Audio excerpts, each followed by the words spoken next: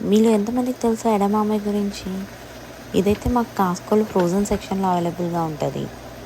ఇదొచ్చేసి పచ్చి సోయాబీన్స్ అండి. దీన్ని మనం 2 రకాలుగా చేసుకోవచ్చు. ఒకటైతే మైక్రోవేవ్‌లో ఒక 2-3 మినిట్స్ పెట్టుకుంటే అవుతుంది. లేదు అనుకుంటే వాటర్‌లో బాయిల్ చేసుకోవచ్చు. వాటర్‌లో కూడా ఒక 3 మినిట్స్ బాయిల్ అయ్యాక ఆ వాటర్‌ని స్ట్రెయిన్ చేసేసి మనము పాట్స్‌ని బయట సెపరేట్ చేసుకోవాలండి. మనం డైరెక్ట్‌గా తినొచ్చు. లేదు అనుకుంటే కొంచెం సాల్ట్, పెప్పర్ పౌడర్ వేసుకొని తినొచ్చు. దీన్ని మనం కర్రీస్‌లో కూడా యూజ్ చేసుకోవచ్చండి. మంచి ప్రోటీన్ ఇది. ఎస్పెషల్లీ ఉమెన్‌కి చాలా అవసరము.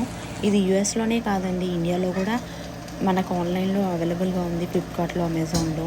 వెజిటేరియన్స్‌కి ఈజీ సోర్స్ ఆఫ్ ప్రోటీన్ అండి ఇది. ఒక బ్యాగ్‌లో వచ్చేసి 12 గ్రామ్స్ ఆఫ్ ప్రోటీన్ ఉంటుంది. సో, మనం డైలీ ఇంటేక్‌లో ప్రోటీన్ చాలా ఇంపార్టెంట్ కాబట్టి ఇలాంటివి ఇంక్లూడ్ చేసుకుంటే మన డైట్‌లో చాలా మంచిదండి. Thanks for watching.